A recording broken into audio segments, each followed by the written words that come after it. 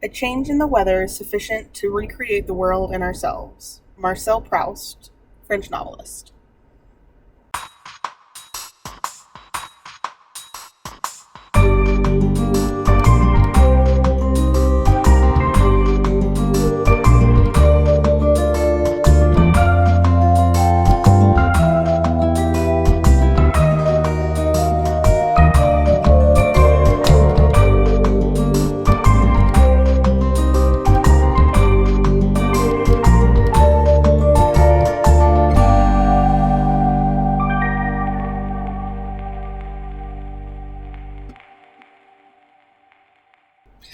Hi, bestie. Hi, bestie. How you doing? I'm so tired. I know you are. I'm so proud of you. I'm proud of us. I'm proud of us, but I'm proud of you specifically. Is it because I woke up from a nap directly to do this? Yes. Because we weren't going to have time to record this week, but we are dedicated to our fan. Our one fan. Our listener. Hello, Rachel. Hi, Rachel. Our listener. And we knew we had to put out an episode this week, so we had to get it recorded, and this was the only time we had. So here we are, sitting in my car. In the parking lot of our office. Yes. In between our shifts. Just so that we can get this episode recorded. Commitment. We are dedicated. Dedicated to you, our listener, or listeners. So if you think we're talking directly to you right now, we are. Exactly. So thanks for listening. We are dedicated to you, and here we are. It's just been such a busy week. So busy. It's a busy 2 weeks. It's the rush before slow season. I keep saying it's going to be slow season. It's the calm before the storm. There it is. It's time to talk about Eureka. Speaking of the calm before the storm. Today we're talking about Season 2, Episode 3, Unpredictable. It aired July 24th, 2007. It was directed by Robert Lieberman. Writers were Cosby, Palia, and Tania St. John. I don't know if I am pronouncing that correct. Thania? Seems like it would be Tanya. Okay. Thania? That'd be weird. That would be weird. But no judgment if it is. No. Just not something I'm used to pronouncing. Yeah. Oh. But props to her. She did a good job. Mm-hmm. So here we are. And we got a previously on to start. We did. And previously on Eureka, Henry will never put the accident behind him. The artifact is dead, but where did the energy go? Question mark. I always like previously's on because it's like, what should we be paying attention to? Right. Even though I'm pretty sure like none of that had anything to do with this episode. A little bit, because didn't it show Henry watching the video of Beverly putting the thing under Kim's desk? Well, that was last episode. Yeah, but wasn't that on the previously? Oh yeah, a little bit. Yeah. Yeah. So, but yeah, we saw a little bit of Beverly stuff. Yeah. During this episode, but still, the majority of the episode was not about any of that, which is fine. A little reminder of what's going on in the broader story arc. Yes. Pretty sure it's picking up the vibrations of my car right now. Should we wait? I don't think so, because I don't know how long it'll last. That's fair. So, if you're hearing weird vibrations, I have my car running so that we don't boil our own brains. I'm sure you'd be fine. I would be fine. I would be melting. Natty would be a puddle of goo and very upset. And I would leave. And she would leave. She would not do the episode. It's true. So we have the car running with the air conditioning on so that Maddie will actually do this. So we start the episode, and Jack wants to make plans with Zoe for her birthday, but she wants to spend it with her friend because she's turning 16, and no 16-year-old wants to not be with their friends on their birthday. Right. And then he tells her that her shirt is too revealing, which it's a tank top. Yeah. And she says they're in the middle of a heat wave. Jack, stop being so judgy, first of all. Yeah. And your daughter is 16. She's gonna wear a tank top. Yeah. I think it was a belly shirt, though. I don't think so. No? It was long and flowy. Oh. He tells her to I go... just remember when I looked at it. well, like, what I remember from it. I think I just saw waist up. Yeah. Or, like, Yeah. up. But once she gets to school, she's wearing the jacket that he tells her to go get, and the shirt is hanging down below the jacket. Oh, yeah, he's just being a dad. He's just, yeah. It's very much a dad thing to say. Yeah. When Zoe does say that they're in the middle of a heat wave, though, Sarah gives a very strange weather report. Yes. And they just kind of pass it off as Sarah's glitching. Right.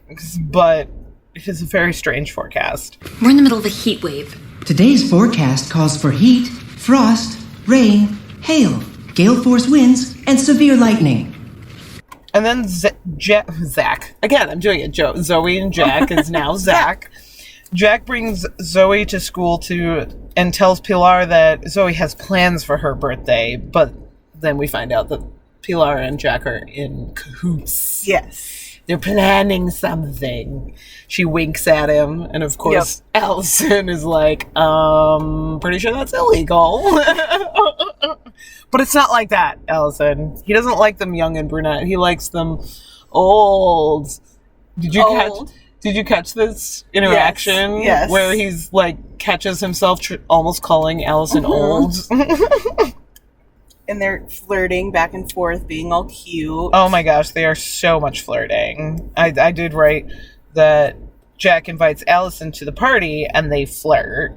And then he asks her to coffee. And she doesn't say no. She can't right now. She has a meeting, but very specifically, she was very clear and said, "You can ask me again." Love the clarity. Love the clarity, but also love that it's like a callback to them having a thing but not having a thing. Yes, absolutely. And I don't know, I just like that she was clear about it so that he can ask her again without being sexually harassy about it. Right. So it's very clear that she's interested, but she just can't right this second. So right. I think it's cute. It is cute. Then we get to the sheriff's office, and Joe says that it's been 6 months since they said they would discuss a promotion for Joe. Yes. Which would be awesome. She deserves it. She does deserve it. Jack is in a good mood, and he says he'll make the phone call right now. But a storm knocked out the phone, and then his ex shows up. So that whole like 5 seconds was a mess. Oh, total mess. And poor Joe does not get her phone call made. She does not. Which is unfortunate. Jack makes a joke about it being like, guess it's just not in the cards. Yeah. But it is in the cards, Jack, and you better make that phone call at some point. Right. Just saying. Now, the ex shows up for Zoe's birthday, apparently. But then they get a phone call about an accident at the spa. Jack's like, we have a spa? Yeah. I want to go to the spa. Excuse me. The spa? It's a fission-powered hot spring. Because Eureka. Because Eureka. Because Eureka. Jack sends Joe to check out the spa while he goes to talk to Abby, his ex. And it's becoming clearer at this point that Abby wants to take Zoe back with her. Yep. That was like the deal. Yes. And Jack obviously does not want that to happen. She said, when did that happen? He said, when it's been the best year of my life. Which was so sweet. So sweet. So sweet. Then we get to Cafe DM, and Vincent likes Abby because she appreciates his fine dining and culinary skills. She appreciates Vincent. Which, finally, somebody to appreciate Vincent. Amen. I'm not against Abby. Like, I don't know. I don't like her. It's not that I don't She's like not what her. I expected from being Zoe's mom either. Yeah. That's really not what, like, when I saw her, I was like, that's not what I expected. I think I expected someone more, like, not hippie necessarily, but, like, less put together. Less psychiatrist. Did we know that she was a psychologist before this? I don't think so. Maybe it was mentioned, but I can't recall it being mentioned. Okay, first watch through prediction is that Beverly's going to get found out and Abby will be the new town psychologist. I'm not looking at you while I say this. That's okay. I won't look at you either. I really miss the cats. I know. It's weird doing this without Castiel's corner. Yeah. Hello, buddies. Or cuddling Crowley. Or Neelix playing with something. Trying to knock my stuff over. But yes, Vincent likes Abby, and Abby likes Stark. Yes. I laughed at that. She was like, well, they're a good-looking couple. Because Allison and Stark walk in together. And then they come over to say hi. And we get the doctor kind of scene. Yep. Doctor, sheriff. Abby obviously wants to stay at Jack's house. But Jack wants to set her up at Beverly's. And I don't blame him. I don't either, especially since the woman I'm interested in is asking where she's going to stay. Right. And Stark is loving this whole situation of Jack's interest just blowing up. Well, and being uncomfy with the whole situation. Yes. Stark is living for this. So then we get to Beverly and Henry having a session. They talk about Kim, and Henry catches her in a lie. Because he asks if she had ever been to Kim's office. And she's like, no, never. Yep. And he has video evidence to the contrary. Yes. And then his phone rings and he leaves. Then we get back to Joe at the spa. And she's excited that she caught her first big case. Yes. She's so excited. And I love this for her. Yes. And I gotta wonder, though, like, is it really her first big case? No way. There's no way. But maybe, like, she feels like it is because she feels like she's independent about it. Because Jack's too busy with his ex to even try and deal with it. Yep. And then we get to Abby and Jack arguing in the Jeep. And I wrote, in my notes, okay, so they agreed that they would talk about it after a year. So then if they agreed to talk about it, then why is Abby just automatically assuming that she gets to take Zoe home? Probably because Jack was never really there full time. So she just assumed that Zoe was coming home. Right. And my other thing, too, is, like, can somebody just, ask Zoe what she thinks? Right. She's freaking 16 years old. She can make her own decisions about where she wants to live and what school she wants to go to and all these things. Yeah, absolutely. So I was kind of upset with the parents, like Zoe was, about not consulting her about the whole thing at all. Right. Whether it be for the past year or now when she arrived. Right. So, and now it's snowing.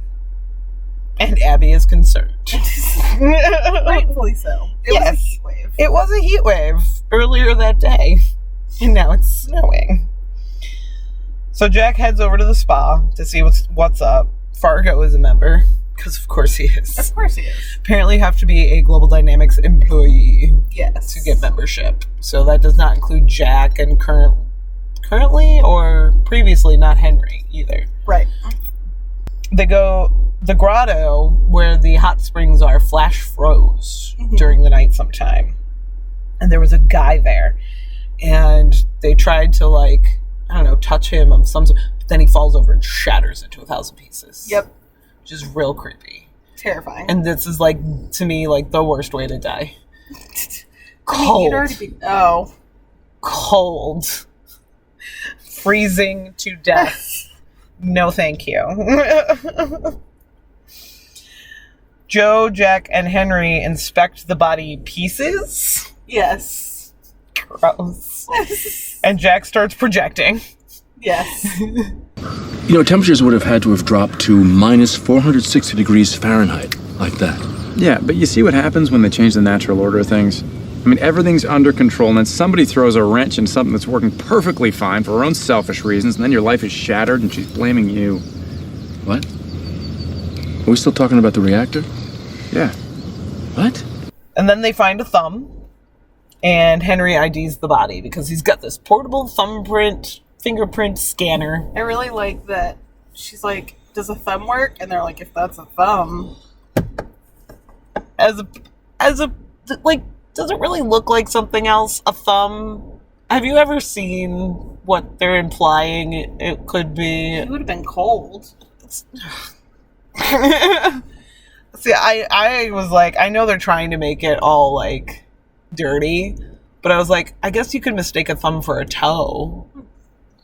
But, yeah. But apparently it is a thumb. It is a thumb. Because they got a print off of it. Yes. So, Do we have toe prints? yeah, you've got toe prints. But are they unique? I don't know. Probably. Well, that question, Maddie, brings us to this week's Science Corner. Science corner. So, to answer your question in this Science Corner, yes, toe prints are unique, just like fingerprints. I like this off-the-cuff science corner. I didn't have a good Science Corner. The whorls and ridges develop uniquely in each person. There are a few famous cases in which criminals have been caught using toe prints. The first was at a Scottish bakery in 1952 when it was at the bakery, and so he left toe prints in the flour. Huh. Why are you robbing a bakery barefoot? I don't know, man. Oh. They were even suggested as a biometric data to be included in UK identity cards. Wow. Interesting.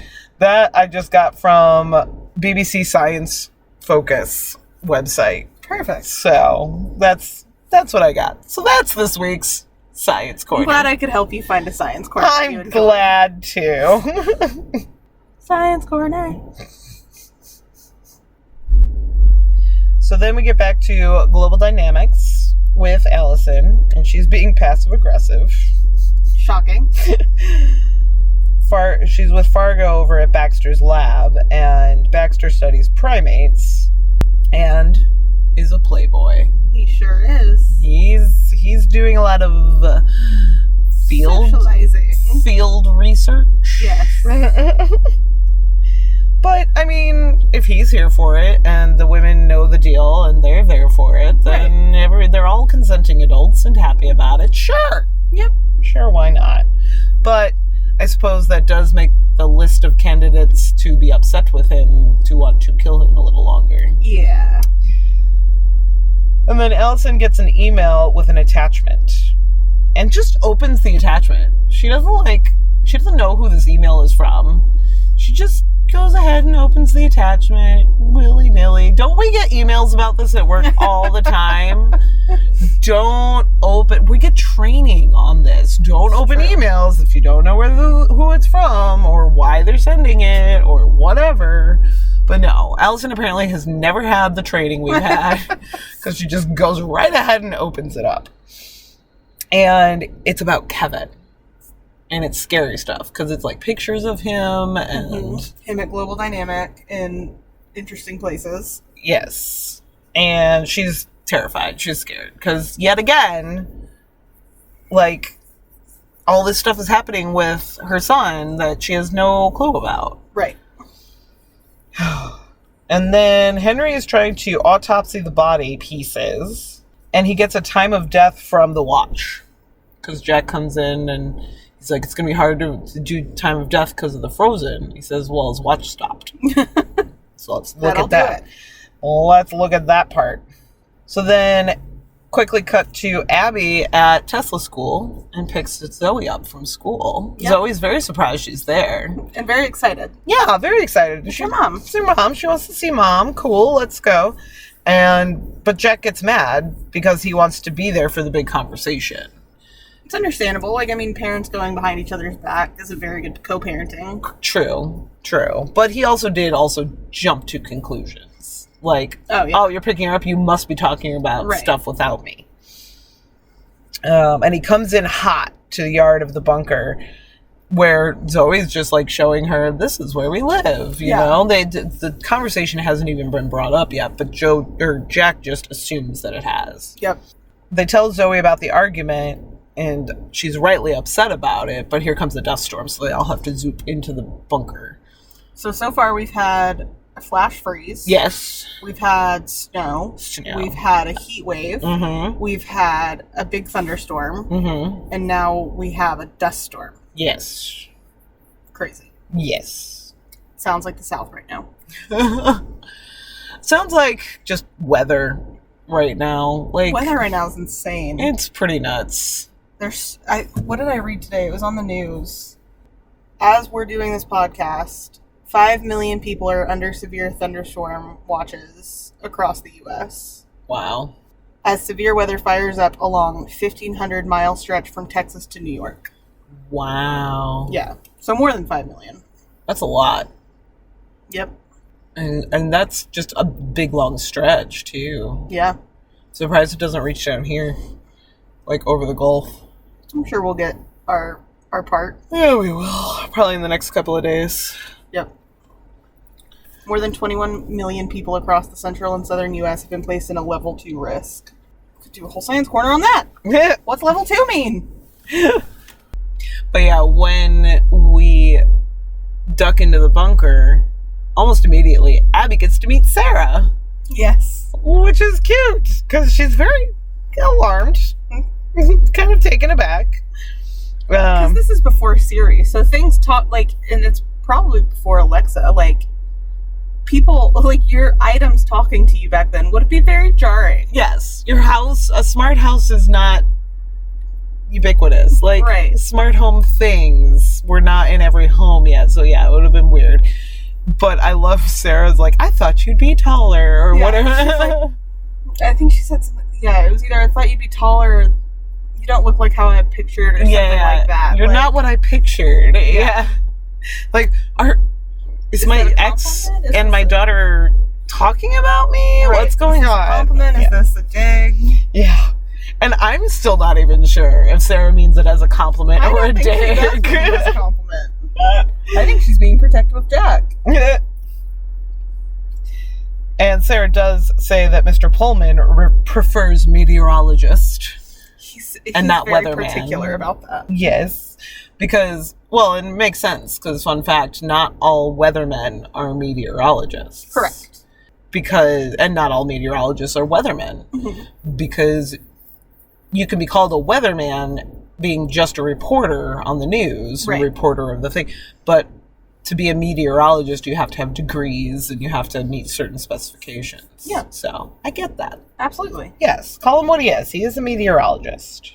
Then we head to the news station, and Jack talks to Pete Pullman, the meteorologist, and they have state-of-the-art tools, because of course they do, because it's Eureka. Right. So they've got this, it's a cool, like, hologram, globy thing that I thought was neat. I'm It like, is neat. all right, I won't play with that toy. And he mentions that the freeze is likely what caused all the freaky weather. Mm-hmm. Because that did stuff with pressures and all the meteorological sciencey things. Yeah, sciencey things. Sciencey things. Then Beverly goes to see Allison at her office because Allison called her to have a little chit chat. And Allison wants Beverly to clear Henry to go work at GD. She's like, I need him here. I want to hire him. I want him to be able to start work. And Beverly can't do that in good conscience. And so Allison said, fine, I'll do it myself. That's right, because you in charge, baby. Head bitch in charge. That's right. And Allison, I think, also realizes that Beverly is a trash therapist and her opinion doesn't matter. Whether she does consciously or unconsciously, Allison realizes this. And Beverly also is just stalling. It is obvious. Absolutely. So Beverly panics and goes back to her place and goes to her wall safe and grabs out a bunch of, like, passports and a gun. Obviously getting ready to flee. Yes. She makes... Bye. Yeah. And she makes a phone call so that she can be debriefed and develop a strategy. But yeah, she's getting out of there. She's getting out of Dodge. If Henry is going back to Global and going to be working on Kim's research, she's like, no, I'm about to get caught. We need to go. Yeah. And, but she leaves that circular disc that she had put under Kim's desk in the safe. Oh, I didn't notice that, I don't think. Yeah, she pulled it out of the safe. She looked at it. She put it back and closed the safe. Oh, yeah. I do remember that. I forgot. And so, like, I'm going, are you trying to, like, get caught? Are you trying to leave breadcrumbs so that Henry knows what's going on? Are you... Do you not want to get caught with it? Yeah. I don't understand why she would leave that piece of evidence. Right. Findable. Right. So... But anyways, so she's on her way out. Then we head back to the sheriff's office, and Joe already found out what was at the center of the freeze because she's doing her job. Yep. She's doing it well, because Jack comes in and he's like, we need to find out. And she's like, already done. It's like you and I working together. Yep. It's already done. Already in the works. I need to... Maddie, will you do this? I already did it. Okay, thank you. So the center of this freeze was a cabin where Stephen Whittakis, I guess, owns. He doesn't live there, but he owns it. And the last person to call Baxter before he died was Whittakis's wife, Wendy. So they theorized that this was a crime of passion because the wife was cheating and he found out about it, and then he went and he's like, murder. Yes. So that's their assumption, their working assumption right now. Pretty safe assumption. I mean, that's most crimes. Yeah. Most murders. Crime of passion. You know, it's a working theory. Yeah. Yeah, for sure. So then Abby bursts in panicked because Zoe has, quote unquote, run away again. Yeah. And Jack is not panicked. Yeah, he's like, she's 16. She just went out. Yeah, she left the house. She does that. It also just shows the development of their relationship where he trusts her now. Yes, because at the very beginning of the show, he would have panicked that she was running away because that was her MO. That was her pattern.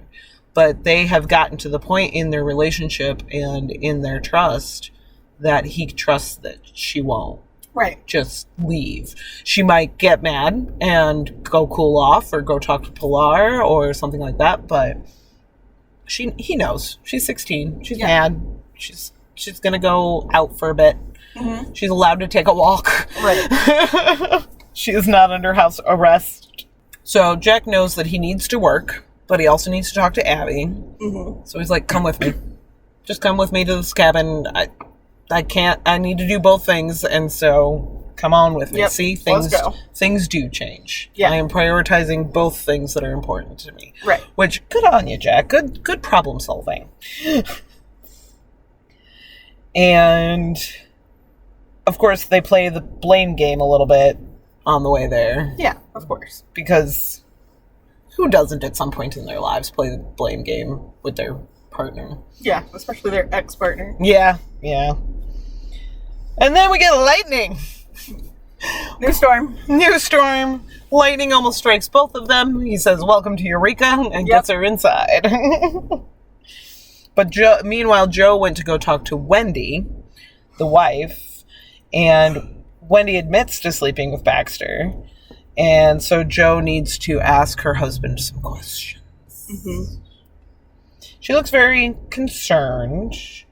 But the husband is also a weather scientist. And he's creating weather. He's making weather. He's got all these different weather things in these little tubules in his lab. Which is so cool. It was cool. Like the miniature storm in the one with like things. Oh, it was cool. Then we get, so it's even more incriminating for him, which is unfortunate. Then we get back to Jack and Abby at the cabin, and she misses Zoe and Jack. And Jack finds a machine. Is this when they're at the lake? Yes. Okay, weird moment that happened. Yeah. But you can cut this out because I just have questions. Yeah. He walks out. She's on the dock with a blanket around her shoulders. Yeah. And he's like, well, that was weird, right? And he's like, I meant the storm. Did something happen between them during the storm? I doubt it. It was like they were, like, hinting at something happening when he's like, I meant the storm. I doubt it, though. Like, they did when he rushed her into the cabin. I think he, like, fell on top of her. Oh, Or okay. she fell on top of him. Maybe they had, like, Maybe an that eye was it. contact moment. Yeah. But yeah, once the storm goes away, yeah, they're talking out by the The dock. the lake. But yeah, she's talking about how she misses Zoe and Jack. Mm-hmm. And then he gets all distracted and walks away, and she's like, fucking typical. Yeah. And he finds a machine and footprints around it. And it might be a crazy weather machine. It might be. It does look like it could be one. Yes. So Jack goes to Stevens, and they, the jilted, or the hurt husband, and they try to arrest him for Baxter's murder, but Wendy says it couldn't have been him. He Right. can't leave the house. Can't see. Because he's practically blind. He has to have special glasses because his eyes are too sensitive to leave the house. So he's basically housebound. He says, why would I kill the person that gives my wife happiness? Look at this polyamory. I know. I was like, oh, look at that. They had an open marriage agreement. We love that. We love healthy, open relationships. Right? Why would I want to kill the man that has brought my wife, who has finally brought happiness to my wife? So sweet. It is very sweet because there's obviously still love between her and him, and she just needed some needs met. So they had We love some good compersion. It's a good polyamory word for you. It is a good word. It is a good word, though.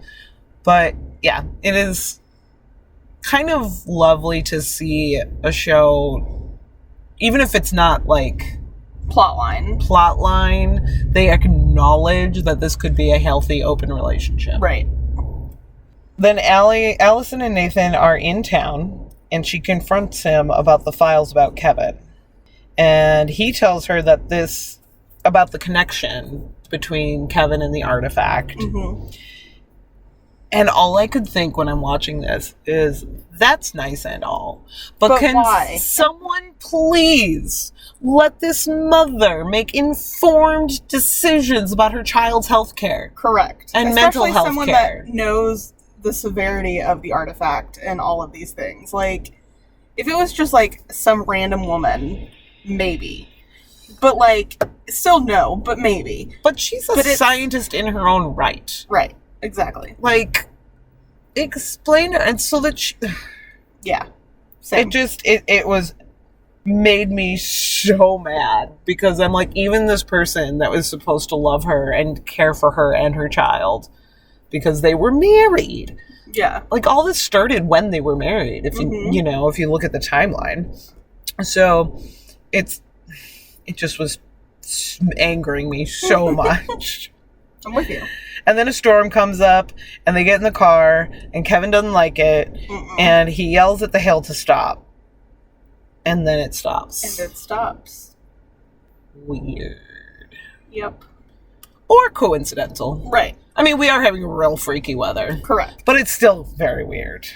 So we find out that Stephen was totally okay with the quote-unquote affair. I say open relationship. So, yes, it was consenting. It was all part of the deal. And they talk about the array. And he did invent the array, but a lot of people worked on it with him. Right. And that's what caused the accident that damaged his eyes. So he shut it down because he knew how dangerous it was.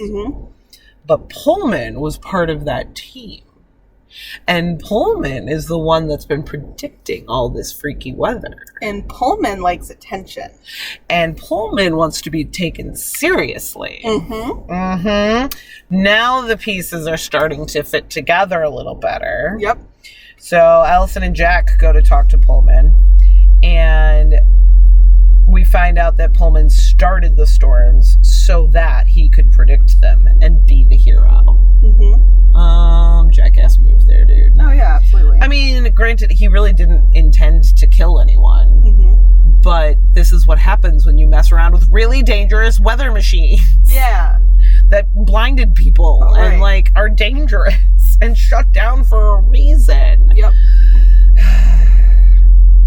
So, he also sees in the prediction models now that a perfect storm is coming. I love this moment between Henry and Jack and their friendship that we see again, where Pullman's using these big sciencey words, and Henry is like translating them to Jack. Yes. Like as he goes. Yes.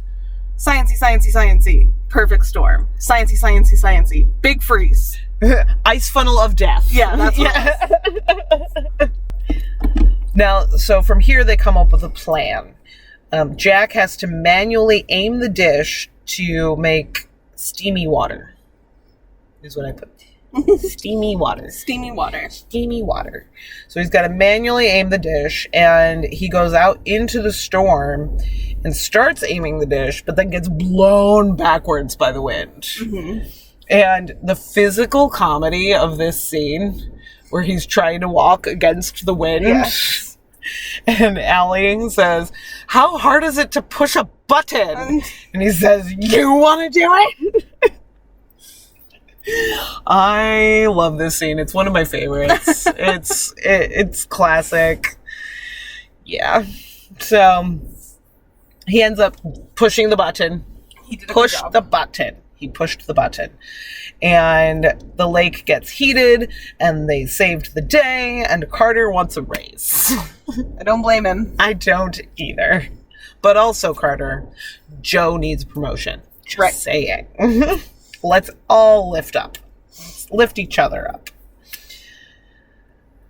Then we get to Zoe and Pilar talking about the parent situation. Obviously, she's venting to her best friend, which we're familiar with. Yes.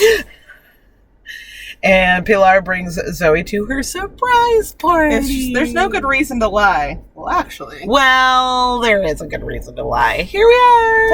Ta-da! And it's cute. Everybody's there. Stark has 17 job offers. And he also sent the email to Allison about Kevin because he wanted her to know. A little late there, bud. And I even put in my notes, yes, but why didn't you just tell her? Right, why did it have to be like a secret super secret email? What if she had just deleted it because she didn't know where it came from? Right. Like, you know, a good tech person. But Allison also tells Henry that she unsealed Section 5 so that he could continue Kim's work. Jack and Abby have a moment. And at this moment, you can see that Jack is torn. Abby is going to take Zoe back to her place. And so he's having conflicting feelings about what to do next. Should I get back with my ex and leave Eureka for Zoe? Right. Should I leave Eureka even if I don't get back together with my ex for Zoe to be closer to her, to be able to see her on a regular? To try and get Zoe to stay. And there's just so many different ways this could go and so many different things he could do, but he's got to make the decision of what his main priorities are. But yeah, that's pretty much the long and the short of the episode. That's the episode. Yeah. What do you think? What do you think Jack should do? I think he should stay in Eureka. They need him. I think Abby should move to Eureka, be the new town psychologist. I don't know if that's what I think should happen. I think that could be a plot in the future episodes. I bet you she's a better therapist than Beverly. 100%. Not hard. Not hard to do. Low bar. Yeah. Low bar. Just don't be evil. Right. Awesome. Now, we have one more thing we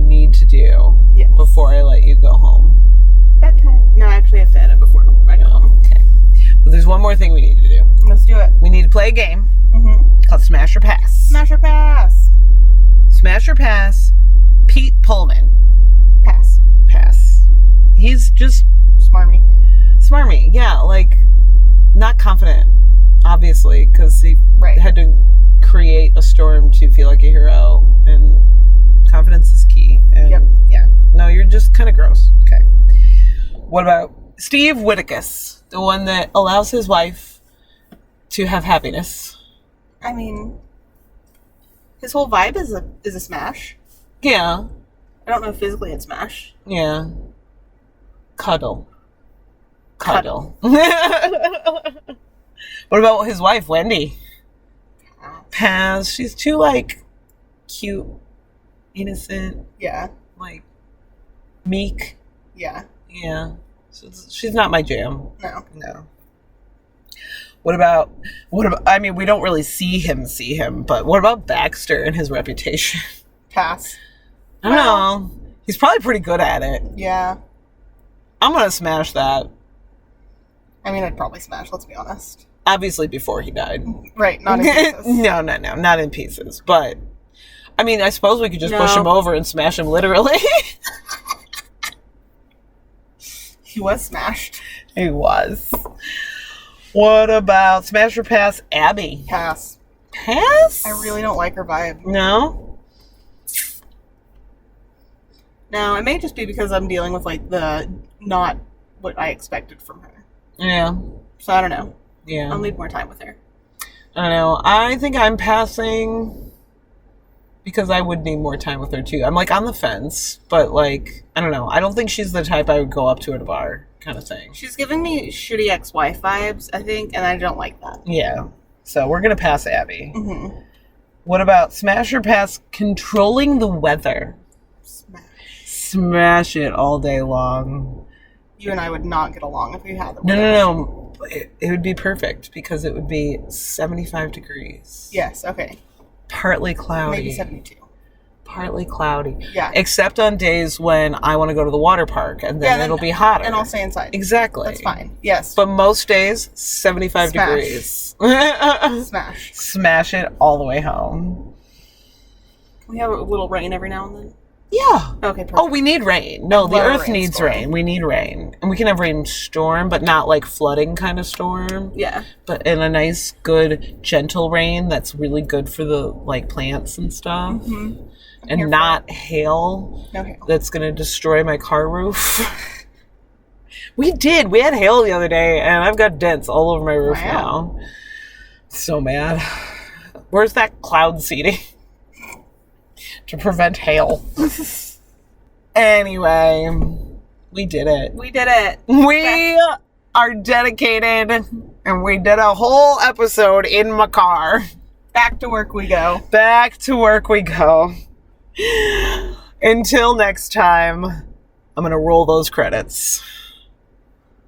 Madi and Rin are a pair of best friends and photographers and lover of all things nerd culture. We have no affiliation with the Sci-Fi Channel or the producers of Eureka. We are having fun here. Everything we say is our own opinion and thoughts. Nothing is official.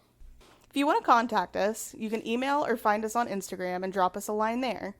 Our email address is youshouldwatchpod1@gmail.com, and on Instagram, we are at youshouldwatchpodcast. Big thanks and praise, always, to John Eric Copeland for the use of his original song written for this podcast. He is the founder of From the Moment Music at fromthemomentmusic.com. Thanks, Dad. Now, go follow the show on whatever platform you found us on, and tell your besties to listen. And until next time, Bye besties!